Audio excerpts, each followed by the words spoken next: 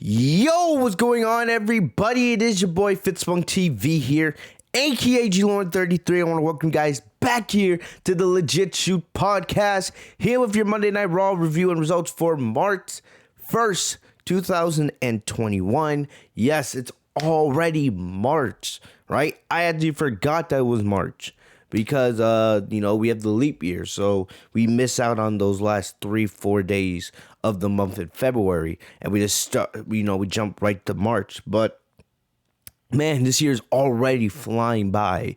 Really, in 1 month it's gonna be WrestleMania, 5 weeks away basically, and things have heated up on the road to WrestleMania, and I'm gonna get right into the opening shoot here, because I'm going to focus on one man and one man only, the guy who deserves all the praise, all the admiration, right? And that is the new WWE Champion, Bobby Lashley, right? We're going to talk about the almighty, I got guns, right? I don't got guns like he does, but man, every time I see Bobby Lashley's workout videos, it does inspire me to get back in the gym. But Bobby Lashley is the new WWE Champion, well deserved, and that's what we're going to talk about here in the opening shoot, because what else are we going to talk about? I'm not going to say Monday Night Raw was a good show, because at the end of the day, it really wasn't, but I will say it was the most decent episode of Monday Night Raw we've gotten in a while, and it's mainly because of Bobby Lashley. But yes, you had a great match with Drew McIntyre and Sheamus that opened the show, but that was about it. Other than those two things, nothing else of the show was of interest. It was just the same old garbage we usually get on Monday Night Raw. And, if it wasn't for Bobby Lashley and Drew McIntyre versus Sheamus, this would have been a garbage edition of Raw, like I say every single week. But because Bobby Lashley's moment of becoming WWE Champion has been something that we've been waiting for years, right? For years. This has been a guy who has had this big main event star potential for a very long time. Back when I was younger, back in the, late 2000s, he was in those feuds with John Cena and Vince McMahon, right? We all remember the feud with Vince McMahon and Donald Trump, and Lashley was in the middle of it. He was the ECW champion at one point. He was the United States champion at one point during those times. And we always saw that potential of him. He was an over babyface. He had everything. And if you look at the Lashley now and the Lashley back then, not much has changed. He's still bald. He still has the same look, the same ring attire for the most part. But really, nothing's changed. Nothing's changed, right? But here we are. All these years later. And now, Bobby Lashley has finally reached the top of the mountain where he should have been arguably 15 years ago.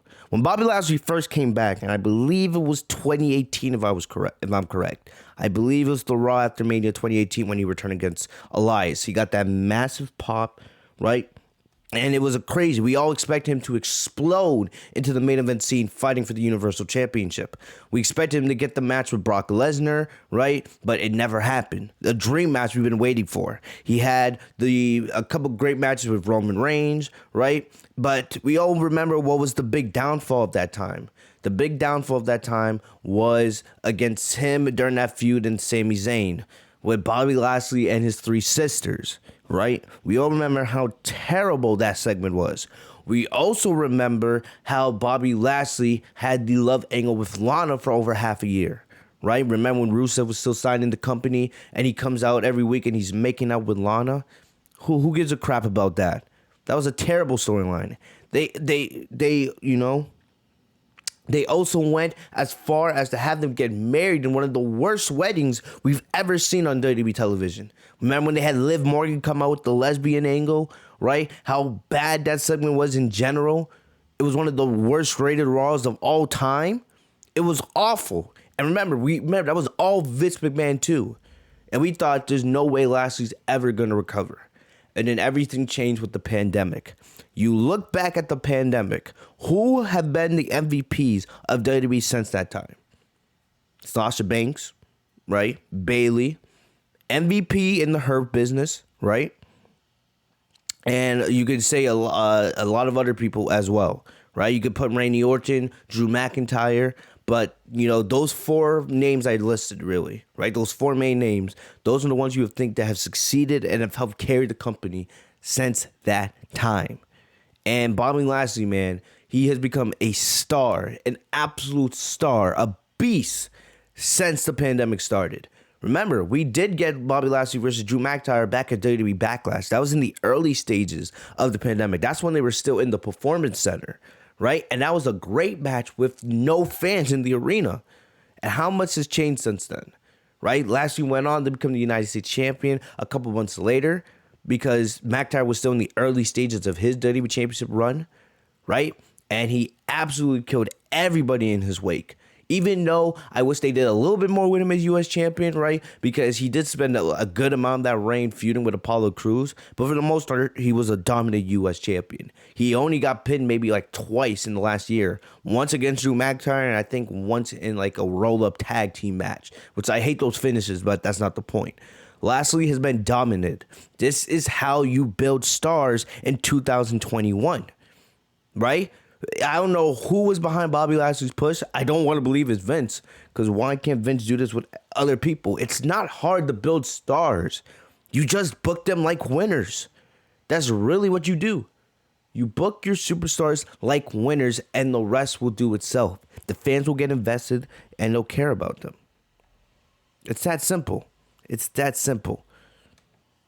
And because of that dominance and the way you built him up, Bobby Lashley's title win was way more special than people could have imagined. The only thing that was missing from it was, of course, the live crowd. And, of course, with the way things are right now, that's just the way it is.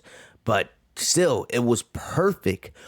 The way you build up stars is you have them win. You give them personalities, you give them characters, right? And then you have them win matches, and that's how they become stars. That's what you did with Bobby Lashley over the last year. And now look at him. The almighty era. It has a great name to it. And now people want to see him succeed. Here's the key.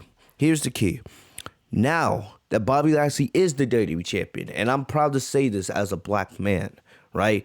Now that he is the WWE Champion, right? Because I saw a post on Instagram that had, Bobby Lashley, not Roman Reigns, The Rock, Biggie Langston, Kofi Kingston, right? Now Bobby Lashley joins, he's one of the 3 black WWE champions of all time. I don't know why I said Biggie Langston, but you guys get the point I'm trying to say, right? Now you got to continue the dominance, right? I know a lot of people want Drew McIntyre to win the WWE Championship back at WrestleMania. Give him that win that he never got in front of fans. And you can make an argument that Drew McIntyre deserves that moment because, like I said earlier, he's been one of the MVPs for WWE during the pandemic. But you didn't get Bobby Lashley to this point just for him to have a 1-month title reign so he could give the title back to Drew. Drew's done very well as WWE Champion. Sure, there's been some blunders here and there, but it really hasn't been his fault. He showed up and performed, and he's been a great WWE Champion, right? And that's something you can't really say all the time because some of the times, WWE is terrible at booking its champions. Just look at Seth Rollins as the Universal Champion a couple years ago when he was still a babyface. Drew McIntyre has been a great babyface and a great WWE Champion, and he will continue to be a great babyface for years to come because he has made himself into one of the top stars in the company. But you can give Drew McIntyre a break. He doesn't always need to be the champion, just like Roman Reigns doesn't always need to be the Universal Champion, right? I would give Bobby Lashley a good reign with that title. I don't know. I don't expect Brock Lesnar to be back for WrestleMania. I don't. Not at this point, right? I expect Lesnar to be back at some point this year. Maybe that's SummerSlam. Maybe that's before that. I don't know. The Lashley versus Lesnar dream match just continues to get more and more hype every single day, especially with the level that, Lashley is at right now. Everybody wants that match. But if we're being objective, we're most likely not going to get it. Drew McIntyre versus Lashley will be the match for the WWE title at WrestleMania. Lashley needs to retain.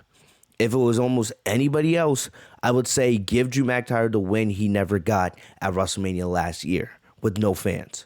But you didn't build Lashley up to this point for him to just drop the title and, for him to be done.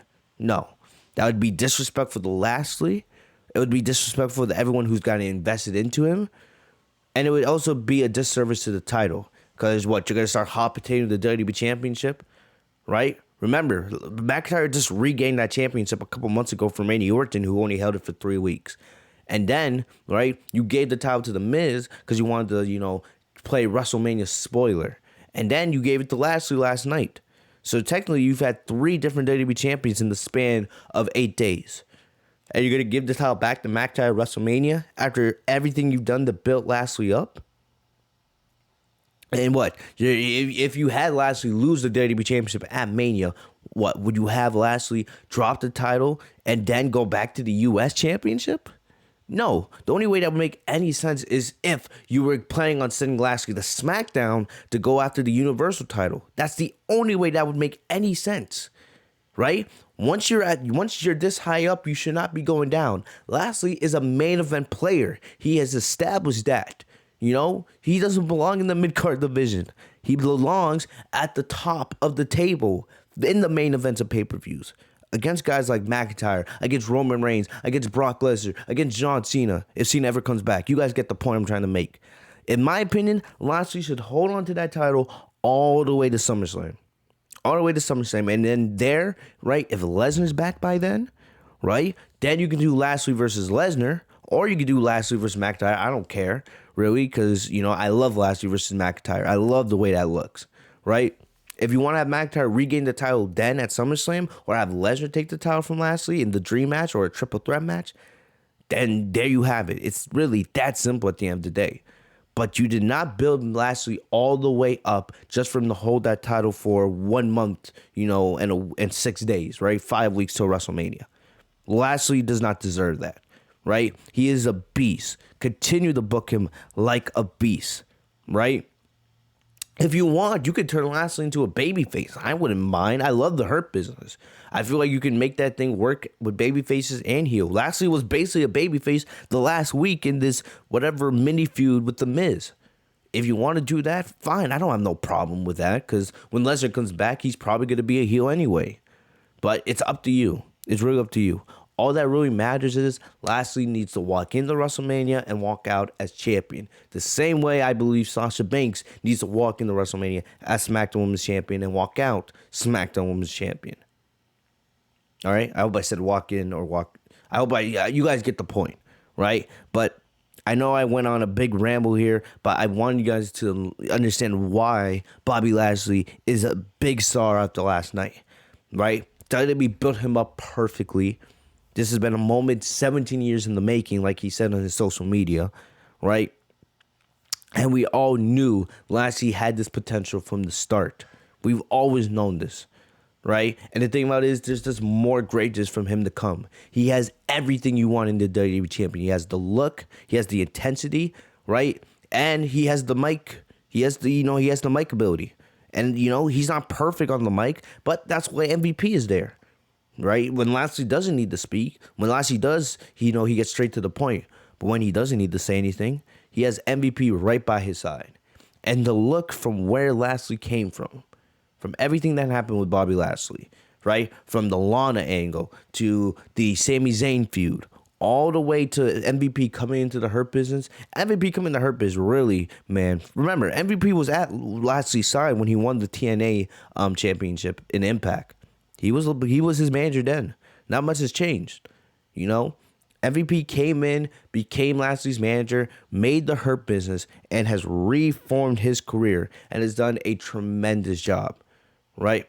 I love what MVP has done with the Hurt Business. I love what Bobby Lashley has done to reinvent himself as just a straight up destroyer beast, right? And I love the journey that this guy has gone on over the last year.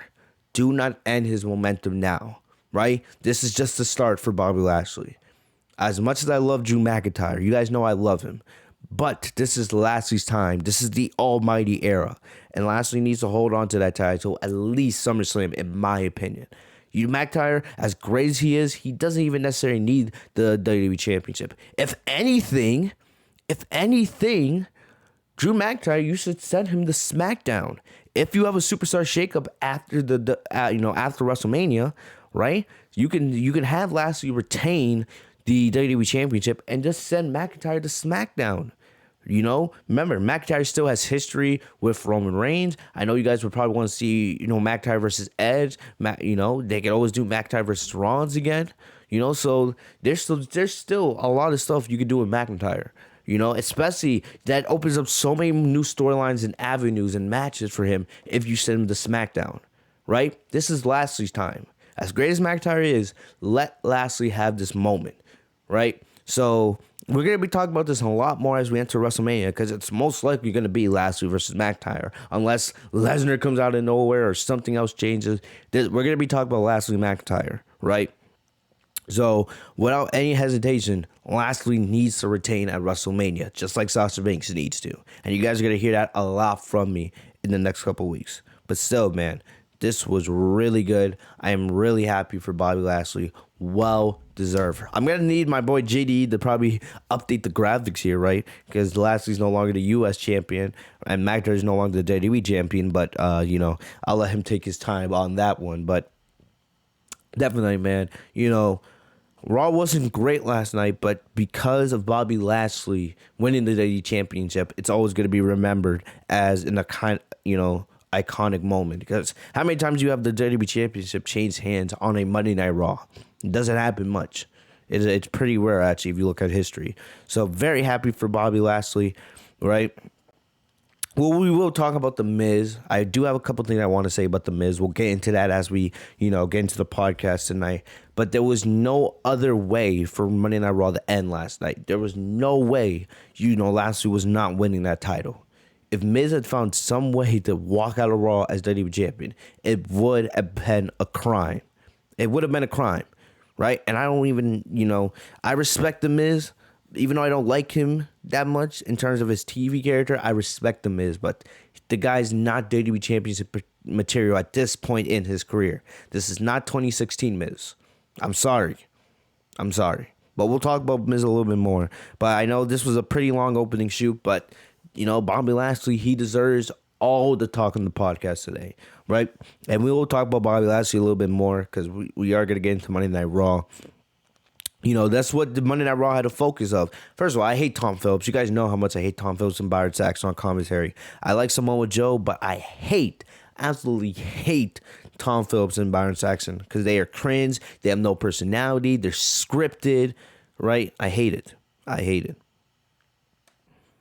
So you have Tom Phillips' clown ass on commentary saying, oh, this is one of the biggest Raws in the history of this brand. Like every single week, they have him say some politically scripted catchphrase or slogan. Doesn't matter if it's a pay-per-view or a show. Every single week, it's the same nonsense. And he says it like 20 times a show. Every 10 minutes. Like, oh, I just got to remind you, man, that this Sunday at the Elimination Chamber, somebody can play WrestleMania. Spoiler. Like, Michael Cole doesn't say that all the time. I'm not even the biggest Michael Cole guy, but at least this guy, man, it sounds a little more organic with what he's saying. Tom Phillips, man, it's like if he doesn't say that, he's scared that he's going to get fired the next day. Oh, man, we're in the critically acclaimed WWE Thunderdome. The award-winning Thunderdome. It's the same crap with this guy every week. Like, I hate it. All right. I don't know. Now I'm like, I'm losing my place of what I was actually saying, but, like I said, this wasn't a bad show. It wasn't terrible. It's just, if you take out the last week title win and McIntyre versus Sheamus, it's the same shit we get every single week, especially with those two clowns, right? But it wasn't a terrible show, but we're going to get into it like we always do. As always, thank you guys so very much for joining me here on the Legit Shoot Podcast. If you guys are new to the channel, make sure to hit that like button. It really helps me out so we can educate more people in the WWE community. Also, if you guys are new to the channel, subscribe, hit that bell for all notifications so you guys know every time I post a new video. All right, so we're going to get into Monday Night Raw. So the show started off with Drew McIntyre, right? He came out. He looked like he was in a serious mood, and I like that. He didn't come out, making all the jokes. He got straight to the point, right?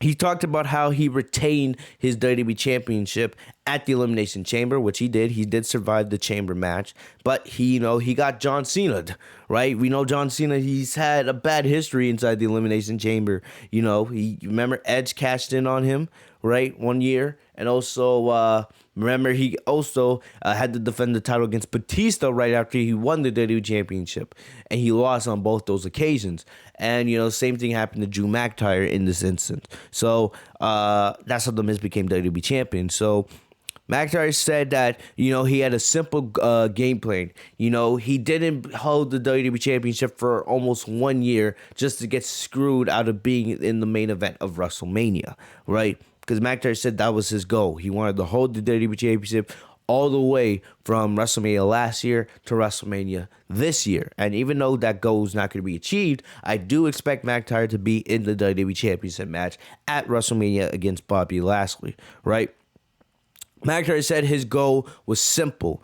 He said that he was going to put Sheamus and their friendship behind him tonight. He said he didn't understand why Sheamus turned on him, which is kind of facts.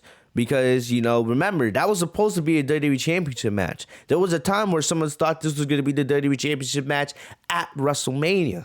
But remember, Sheamus' only explanation really was that he wanted a title match for himself. Even though he never got a one-on-one title match. Which kind of makes Sheamus look like an idiot. Because he turned on his best friend to get a one-on-one title match, which he never received.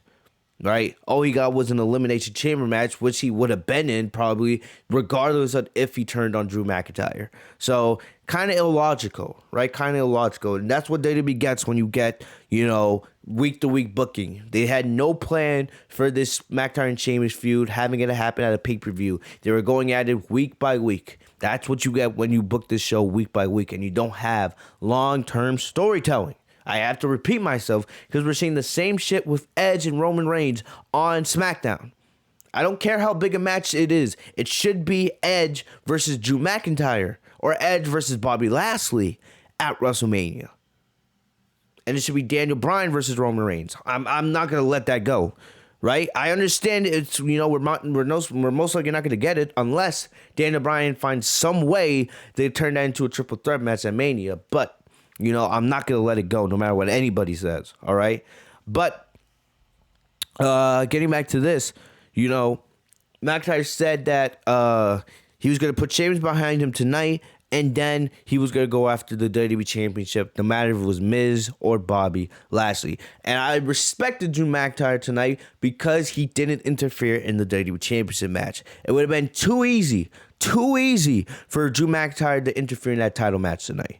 Way too easy, right? Lashley was the one that basically cost him his title because Lashley attacked him after the match, allowing The Miz to be able to cash in. So it would have been easy for McIntyre just to attack Lashley during his title match to get payback.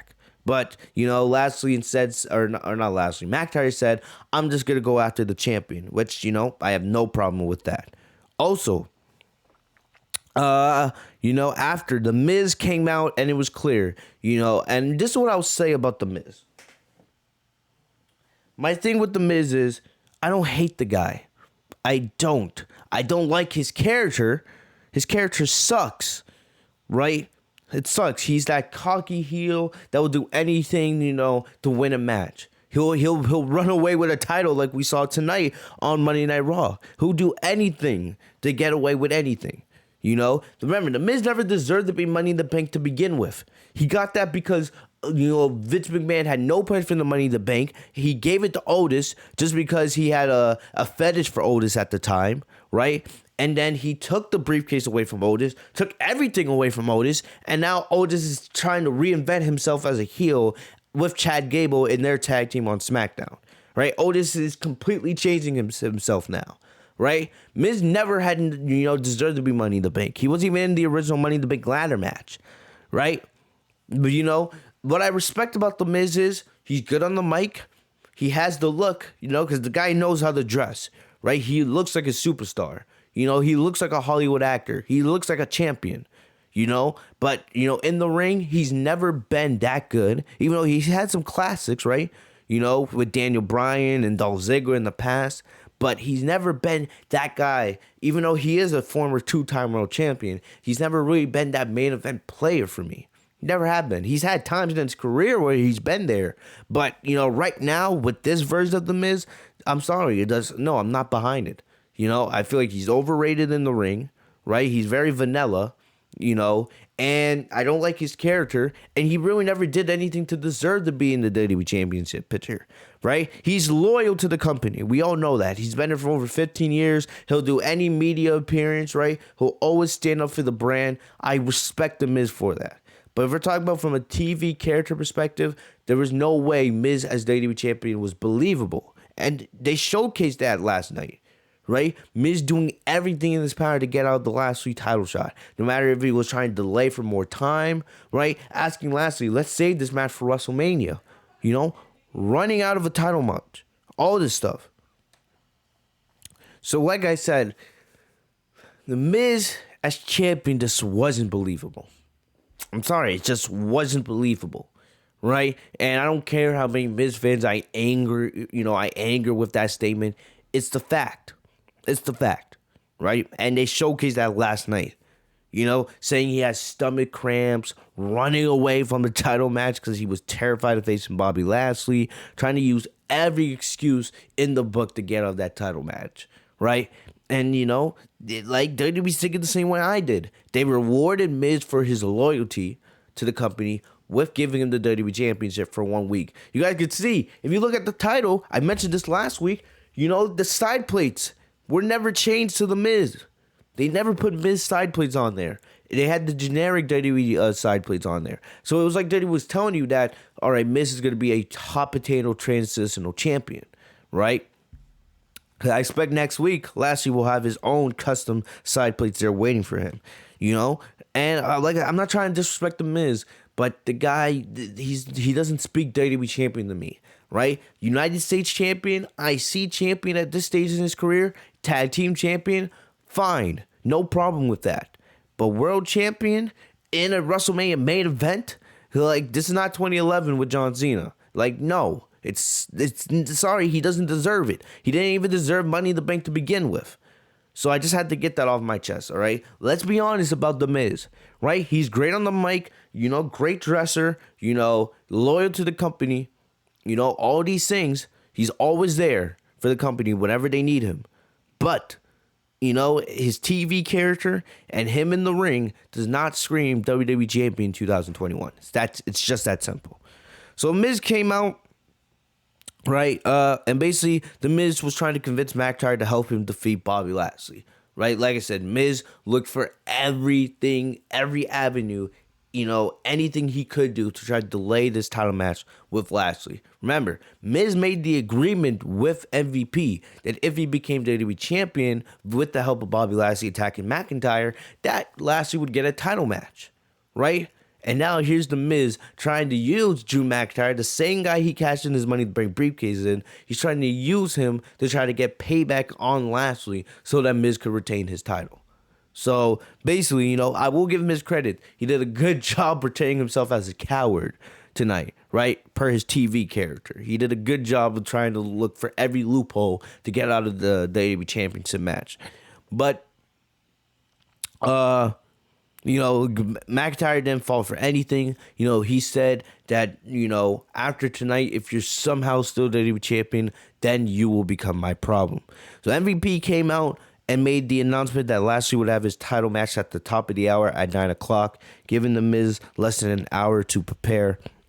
And then Sheamus came in, right? And Sheamus got in the way of The Miz begging McIntyre for his help.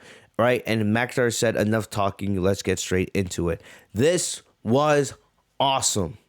This was probably the best match we've seen on Monday Night Raw in a while. I don't know, how far to go back. Maybe Randy Orton and McIntyre had a match this good last year. Maybe Randy Orton and Edge. I don't know. But it's been a while since we had a match this good on WWE television on Monday Night Raw. This was fantastic. This could have been the match we got for the WWE Championship at one of these pay-per-views on the road to WrestleMania. Fastlane, the Elimination Chamber. If they had decided to keep McIntyre as champion, right, and do the one-on-one WWE title match with Sheamus, we would have probably got something like this. The only thing that was you could say about this match is that it didn't have that crowd and it didn't have or it did have the commercial. There was like 2 or 3 commercial breaks. This went on for close to 30 minutes. This was fantastic. I know for the people watching on WWE Thunderdome, they got to see the full match, right, with no commercial breaks. But that was all that bad I could say about this. This was fantastic. You just had 2 heavyweights just going at it. 2 world champions, 2 future Hall of Famers, former best friends, just going at it, beating the absolute shit out of each other. And they did not hold back, right? They took everything out of each other, man. This was great, right? Sheamus was hitting McIntyre with brutal elbows and knee drops, right? They fought on the outside of the ring. McIntyre threw Sheamus onto the announce table. McIntyre then knocked out Sheamus on the top rope with a headbutt, which was beautiful. Like, McIntyre legit runs because Sheamus is on the top rope. McIntyre runs, giving this guy a kiss. I love what Samoa Joe's like, give him a kiss whenever McIntyre does the headbutt. McIntyre flies onto the top, onto the top rope, hits him with a headbutt, right? And then does a beautiful superplex. Then Sheamus went for the cloverleaf, but McIntyre rolled through, hit him with the Future Shock DDT. McIntyre then did Sheamus's white noise. Remember, that's Sheamus's move. He did the white noise off the top rope. Sheamus somehow kicked out. Then Sheamus planted him right back for his own white noise. Then went for a bro click, right? But then when he went to the bro kick, he ran straight into a Claymore. And it was a brutal Claymore. If you look back at the replay, you see McIntyre's boot connecting with Sheamus's jaw. The fact that we're not getting reports that Sheamus has a jaw injury this morning is insane to me, right? It was a brutal Claymore kick and a fantastic way to me for them to end this rivalry, right? And this was a fantastic match. Great way to start the show. And, there's really, I don't know what else to say about it. I don't. This was great. This was great. This is what we should be getting on Monday Night Raw all the time. Like, I don't understand how hard it is to let these superstars go out and just do what they do. Instead of giving us the same old repetitive storyline, instead of giving us, the same matches every single week, give us fresh matchups, build up stories, build up rivalries like this, and then boom. Even though the Sheamus turning on McIntyre, it doesn't make the greatest sense in the world, right? Because it never led to the one-on-one title match. Plus Sheamus didn't really explain in depth why he turned on McIntyre. He just said he wanted the WWE title match. But at the end of the day, it led up to this. And one thing I'm scared about, right, is you think about it, WrestleMania is still a couple weeks away. I don't see them giving us McIntyre versus Lashley at Fastlane. That would be stupid. This clearly you want to save that match for WrestleMania, right? So what does McIntyre do from now till past Fastlane when they can build up the feud with Lashley, right? What does McIntyre do? We still have Fastlane's in 2 weeks, I believe. So what does McIntyre do for the next 2 weeks? What I'm scared about is WWE's going to see how everybody loved this match with Sheamus tonight, and they're going to give us the match again, and maybe potentially give us the match again at Fastlane. Because that's the problem with WWE, right? They see 2 people with fantastic ring chemistry, and they give us the match over and over and over again to the point where you just don't care about it. They did it with McIntyre and Randy Orton, right? They've done it with, so many other feuds on Monday Night Raw. Like how many times did we see Matt Riddle and Bobby Lashley, right? Or how many times did we see Jeff Hardy and Elias, or AJ Styles versus Ricochet, right? Doesn't matter how good some of those matches were, they just keep giving it to you. The better the match is, the more they're going to give it to you, to the point where it just gets repetitive. And it doesn't matter how good the match is, you're just not going to really care for it. So I don't know, what McIntyre does for the next couple weeks. Right? It'll be interesting. I really can't really think of anything off the top of my head, to keep little McIntyre busy till Fastlane. I have they're probably just going to give us this match again, and I hope I'm wrong, but wouldn't be surprised. But, yeah, I don't know. But, we'll see what happens next week. But still, right now, McIntyre and Sheamus absolutely killed it, right? It just makes me think, would it have been even better if it was for the WWE title? That's the only thing I could say. But this was a fantastic match. Fantastic. We had Nia Jax with Shayna Baszler versus Naomi with Lana. Not much to care about here. Man, it sucks. It sucks that this is what they're doing with Naomi. Naomi should be fighting for the Raw Women's Championship. It's that simple. It's that simple. Nia Jax caught Naomi right while she was trying to run around the ring, and then she hit her with a Samoan drop and chokeslam for the win. Naomi deserves better. Remember that hashtag from last year? Yeah, Naomi deserves better. This match was awful. Nia Jax sucks in the ring. It's that simple. And I don't care for Naomi and Lana in a tag team. It's not doing anything for Naomi. Naomi deserves better. She should be fighting for singles women's championships. She's that good. Instead, she's in this pointless feud with Nia Jax and Shayna Baszler. I don't even know when they're going to do the title match. Remember, Lana and Naomi have been the number one contenders for a month now, right? Because didn't they win some kind of battle royal a month ago? They never got their title match. Not that I care for it, but I'm just thinking about this from a logic standpoint. Because remember, Sasha and Bianca got a title match at the Elimination Chamber. I know Dakota Kai and Raquel Gonzalez have a match against Nia Jax and Baszler for the titles this Wednesday on NXT, which I actually want Dakota Kai and Raquel Gonzalez to win, right? That's the only thing you can say, about Nia Jax and Shayna Baszler. They defend the titles on all brands. That's the only good thing. Not that I don't like them. I like Shayna Baszler, but you guys know I couldn't give two craps about Nia Jax. The only thing you could say about them is that they defend the titles on all brands. That's it. That's the only good thing I'm going to say about that team, right? But, I don't know when they're going to do the title match. I don't really care. It just sucks that, this is what they're doing with Naomi because she deserves so much better than this crap. So much better. I don't know what they're doing here.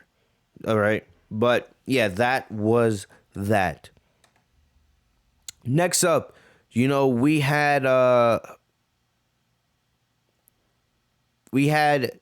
the top of the hour, we had Bobby Lashley versus The Miz, which was scheduled for the 9 o'clock hour, right? And the thing about it is, Lashley had to walk to the ring 3 different times tonight, doing his normal entrance, right? He had to do it at the 9 o'clock hour, he did it at the 10 o'clock hour, and then he did it right before the main event of Raw. Because, basically, Miz would do anything to get out of the title match. So Miz comes out saying he has stomach cramps, right? He has stomach cramps. And all of a sudden, he's like, give me 1 more hour, right? So then it would get delayed to the 10 o'clock hour, And then at the 10 o'clock hour, Lashley would come out for the match with The Miz, right? Tom Phillips would give his garbage line on commentary how this is one of the biggest moments in the history of Raw. Shut up with your politically scripted head ass. But, Miz tried to cut a promo saying, let's do this on the biggest stage. Let's do this at WrestleMania, right? But Lashley was not having any of it. MVP was like, no, dude, ring the bell. Let's get this done now, right? And I liked it. I liked how he was like, nah, we're done playing these games. We're doing the title match right here, right now, right? And then right as the bell rang, Miz ran. I've never seen Miz run this fast before, all right? Miz ran out of the ring so fast, grabs his title, and ran out of the Thunderdome. And I was like, there's no way we're doing this. There's no way we're actually doing this. I thought Miz was not going to come back for the rest of the night. I really thought, they were going to do some bullcrap excuse, push this back to Fastlane. That's when we're going to do Lashley versus The Miz. That's what I thought they were going to do. I'm glad that I was wrong, right? But I've never seen the guy run out of the Thunderdome that fast. And I also showed you, Miz he had no confidence in himself that he could beat the Bobby Lashley. No confidence whatsoever. So, Shane McMahon would then say, all right, if you're not going to defend your title, then I'm just going to strip you of the title and award it to Bobby Lashley, right? So Miz would then have to come back to the arena, and then they would have to schedule the rematch for the end of the show with a special stipulation, okay? So we'll get to that when we get to that. So next up, we had this was bad. So clearly, right, I don't know who's the babyface in this feud, all right? I don't know. Maybe someone can tell me in the chat. Who's the babyface in this feud with Braun Strowman and Shane McMahon? Because clearly, this is leading towards Strowman and Shane McMahon at WrestleMania. I don't have any care for it because I don't care about Braun Strowman. Strowman, at this point, to me, has zero care. He doesn't bring anything to the table, brings nothing to the show. I say this all the time. You should have used Strowman. You should have booked him like a monster back when you had the chance. But instead, you wanted Roman Reigns as your Universal Champion. Remember, they had every chance to make Strowman champion. He had matches against Lesnar, right? He had the money to break briefcase. And, he could have cashed in against Roman Reigns. Instead, they reunited the Shield, all this garbage. And this was right before Roman, announced his cancer resurgence, right? You had every chance to make Strowman into a monster. Now, we don't care about him because he doesn't bring anything to the table. It's the same shit every time with Braun Strowman. Same match every single time. There's nothing special about the guy. Nothing. You should have booked him well when you had the chance. It's that simple. How do you expect me to care about Braun Strowman versus Shane McMahon? I don't care. You could have Shane McMahon jump off the WrestleMania sign in Tampa. I don't care. I have no desire to see it. There's no story there that would get me to care about Braun Strowman and Shane McMahon. There's nothing you could do. I don't even know why WWE thought, this is something that people actually want to see. Because I don't want to see it. I don't think you guys want to see it. Right? My desire to see Braun Strowman in the ring is at a all-time low. It's lower than 0%. Really. He does nothing for me on WWE television. Nothing. All right. So what happens here is Strowman comes out and, he goes on a little rant talking about how Adam Pearce and Shane McMahon have cheated him out of opportunities. Like being in the Elimination Chamber match because he was a former WWE champion, right? Him getting suspended, So Strowman, making excuses for everything that hasn't gone right for him. So Adam Pearce and Shane McMahon eventually come out, right? And they basically said what I just said, that, Strowman is making excuses for, his own failures, and Shane McMahon, he tried to tie this to an MBA course. And the thing about it is, I'm a business major, right? I'm graduating college soon, God willing. So I actually know what he was talking about when he was talking about conflict management, right?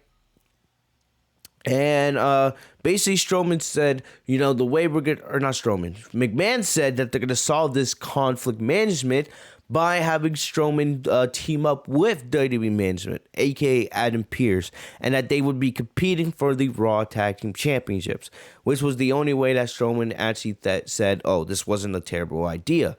So then I was getting flashbacks of WrestleMania a couple years ago when Strowman won the Raw Tag Team Championships with frickin' Nicholas, a 10-year-old. Right? I wonder how Nicholas is doing, if he finally went on some kind of growth spurt or something like that. But man, I was getting flashbacks because, the Hurt Business, you guys know I like Cedric Alexander and Shelton Benjamin, but they really haven't done anything as Raw Tag Team Champions. They haven't faced anybody because WWE has no teams. They've only feuded with the Lucha House Party, really. But they haven't really done anything. So I was like, I wouldn't have been surprised if they have actually had Strowman and Pearce win the match and win the titles. Strowman dominated. Excuse me. What? I don't know what's going on, but Strowman dominated. Strowman dominated the match, throwing Alexander everywhere, and then dominating Shelton Benjamin. Right, he hit the running power slam, and then Shane McMahon jumped on the apron and told what's his name? Shane McMahon jumps on the apron and tells Strowman, I know I'm all over the place with today's review because I'm hyped about Bobby Lashley, but he jumps on the apron and told Strowman to tag in Adam Pearce, right? And it made no sense. Like, why would you tag in? The match is over. You know, and Strowman, like a dumbass, actually tagged in Adam Pearce, right? And then Adam Pearce, instead of covering the guy, he gets himself rolled up and loses the match for Strowman and Adam Pearce, or himself, right? So I don't have any care about Adam Pearce. You guys know this. I don't care about Strowman, right? It was just funny how dumbass, WWE made them look. They made them look like dumbasses here, right? And after the match, clearly you could see Strowman getting frustrated, right? He was about to, tear up everything in his path. It's clearly that they're setting up Shane McMahon and Braun Strowman. And I don't have any care for it. I don't want to see it, right? But it's clear that that's what we're going to get. If you guys are excited for it, whatever. But I will have no desire to watch this match at Mania. No desire, no care. Honestly, if they do the match, it should be on the pre-show. If anything, it should even be on the main card of one of the 2 nights of Mania. That's how strongly I feel about it. So, I don't know. Let me know what you guys think about it. I don't care about it at all. Next up, we had Elias with Jason Riker versus Bad Bunny with Damian Priest. You guys know I don't care about this Bad Bunny angle, even though I've read that people actually like Bad Bunny in WWE, which, I don't know how you would like a celebrity coming in and most likely stealing a WrestleMania match that could be another full-time star's spot. Because we all know that, especially now that The Miz is no longer WWE Champion, we know that it's going to be Miz and Morrison versus Damian Priest and Bad Bunny at WrestleMania. That's where they're building towards. That's a spot being taken by a celebrity that could be given to a full-time star. It's that simple. I have no care for Bad Bunny. No care. Like, I don't know why people... I like Damian Priest, but it seems like they're making this way more about Bad Bunny than Damian Priest, right? So the way this was set up, Elias tried to set up a collaboration with Bad Bunny backstage, but Bad Bunny said, he wasn't interested. But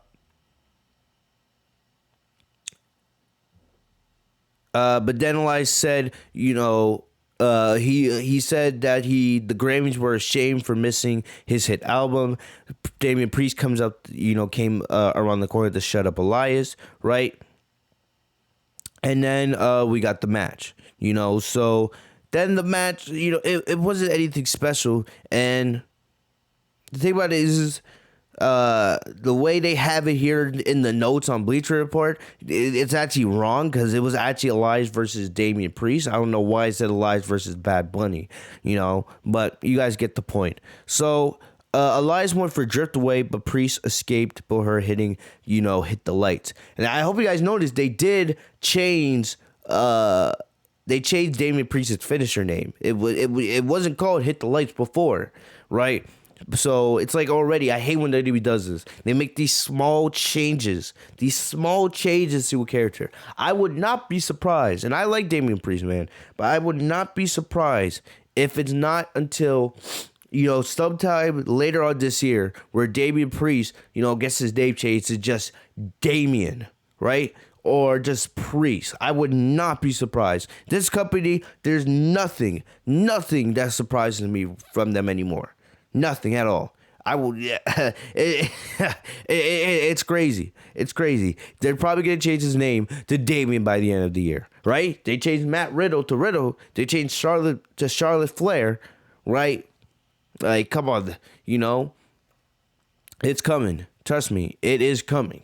Right? So this match wasn't anything special, right? I don't care about Elias. Damian Priest, it's whatever, he's, at least Damian Priest is winning matches, but how long is that going to continue, right? That's the thing I'm scared about.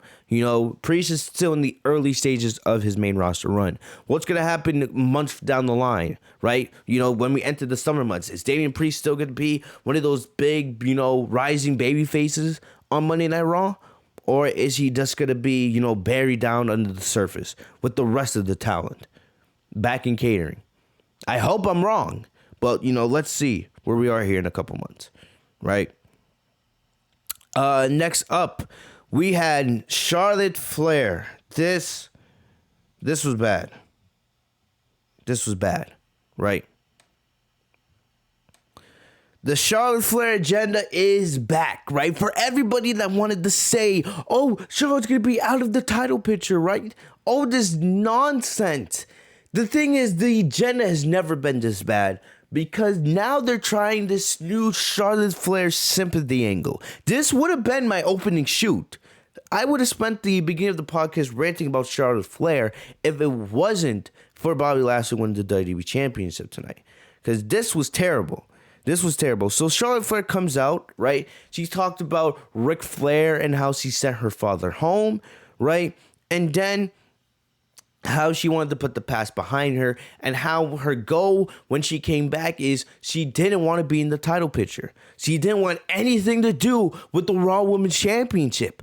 Imagine that, right? Charlotte Flair, since 2015, she's been shoved down our throats, always in the title picture. A 12-time world champion in almost 6 years? Since her, Sasha, and Becky made their debut, she's nearly a 6-time women's champion. You know, she's won the NXT Women's title multiple times. She was the Divas champion at one point, Raw Women's title reigns, SmackDown Women's Championship reigns, and a tag team champion. And she won the Royal Rumble. She's done all this nonsense, right? And now, all of a sudden, she doesn't want to be in the title picture. When before she left, remember, when she left in May, she challenged Asuka for the Raw Women's Championship. You guys remember that, right? She had just lost the NXT title. And then she came out the next night, right? The next night, and she was challenging Asuka. So what? You were gone for a couple months, and then all of a sudden, you just came back. You're like, oh, you don't want to be in the championship picture? You want nothing to do with the title? Really? So Charlotte comes up with this bullcrap talking about, how she wanted to win the tag team championships, right, with somebody she respected, right? And that's, so basically, now they decided 3 months later to explain why Charlotte and Asuka were a tag team. So now you explain, Charlotte wanted to team with somebody she respected, right? All of a sudden. And then she talked about how much she respects Asuka and the history that they have together, you know, and how great a Raw Women's Champion Asuka had been, and how she was also excited, you know, for WrestleMania, but she didn't know what her path was going to be for WrestleMania.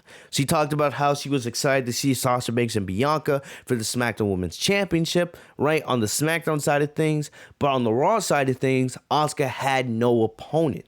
No opponent. And I do believe if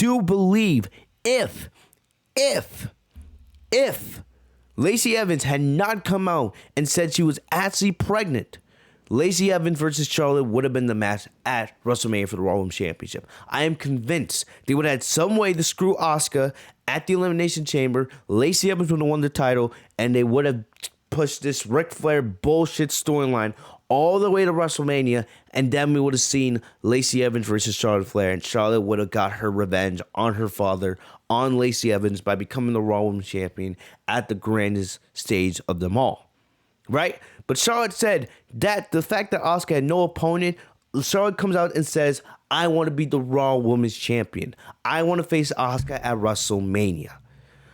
We've seen this story before. We've seen it.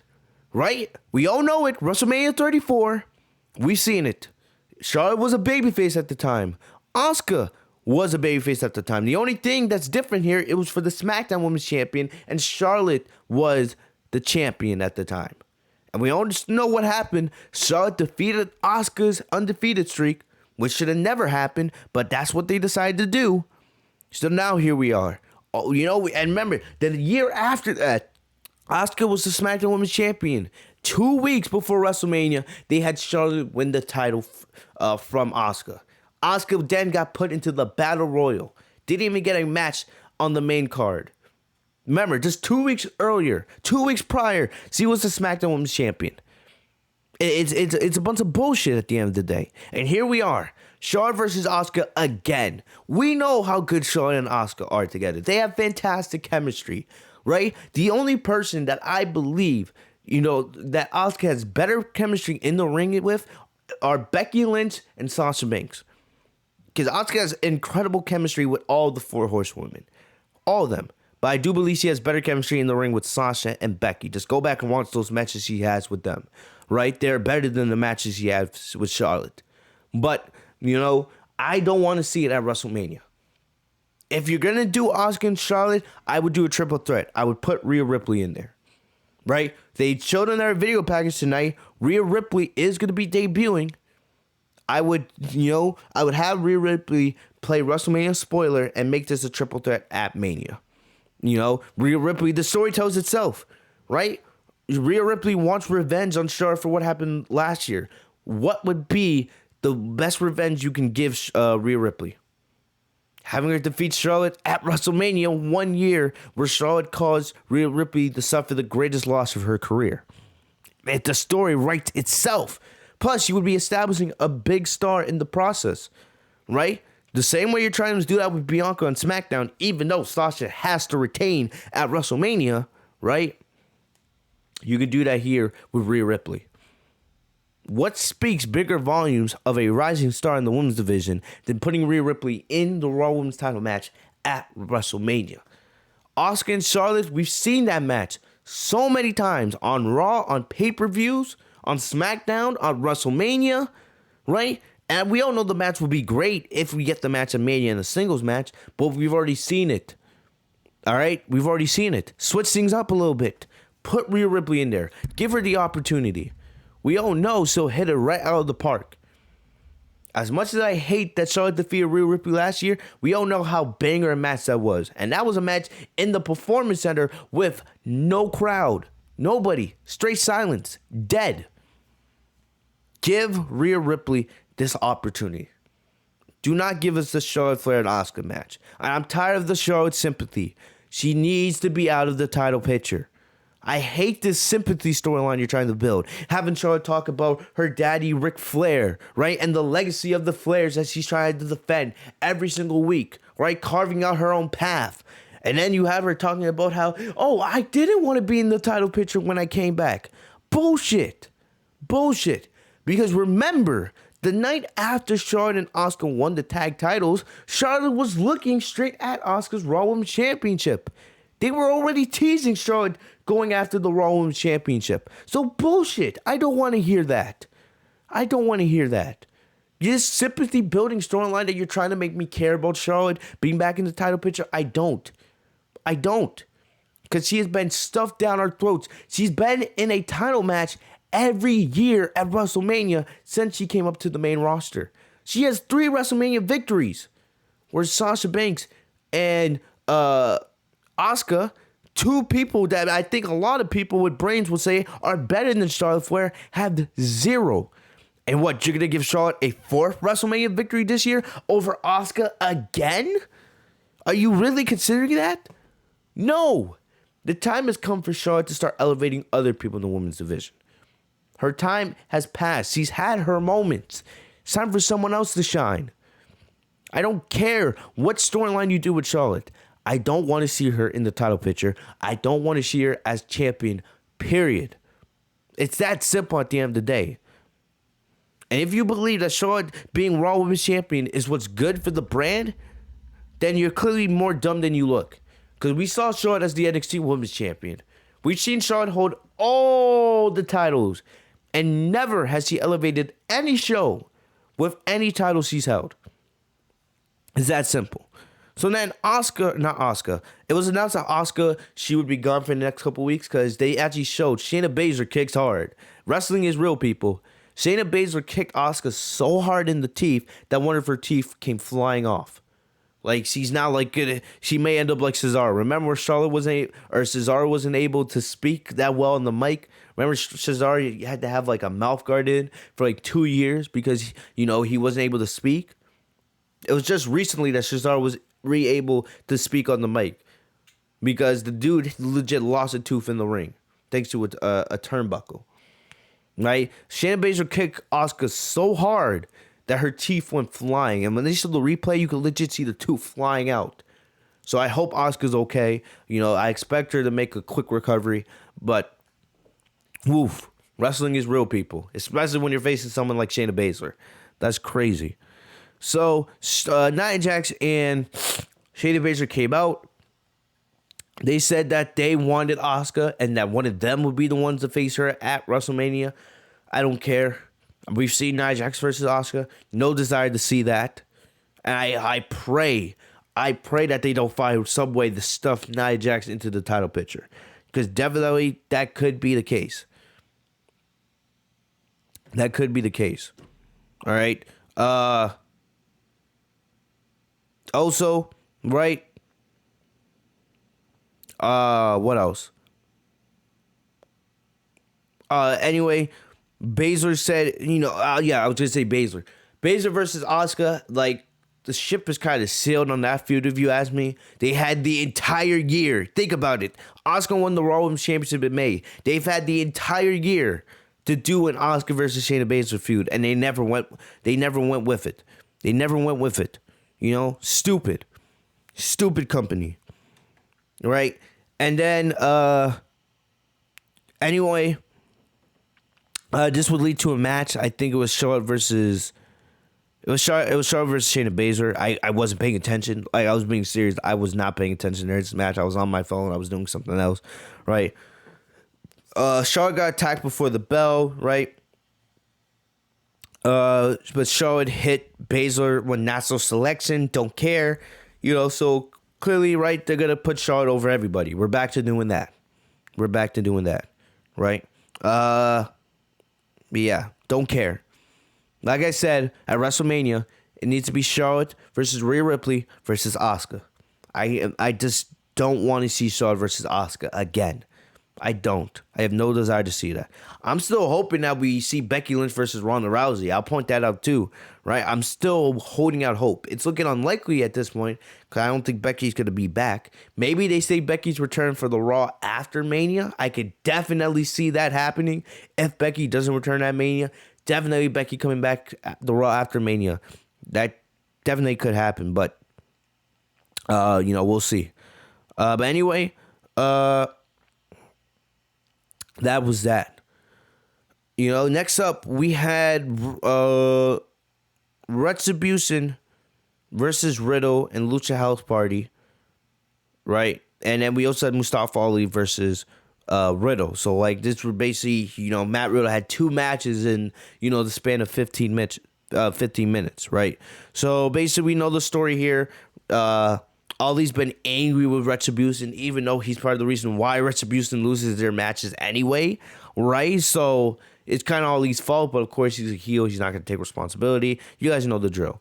So we saw here that I didn't watch this match. I'm looking at the Bleacher Report notes. All of a sudden,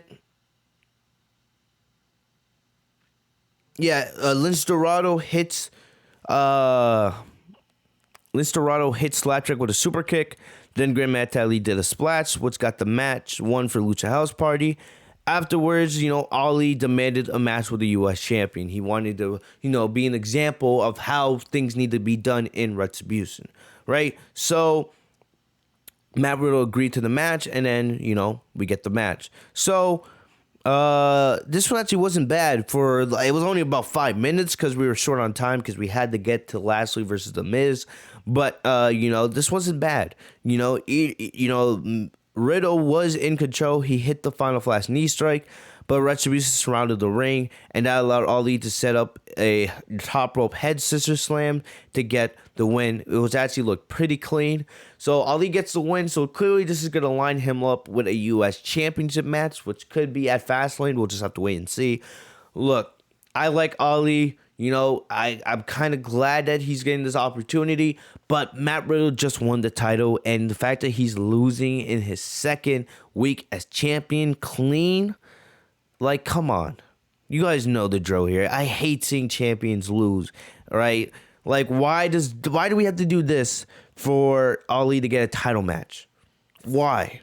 There's so many other ways that you could easily build a feud between these two.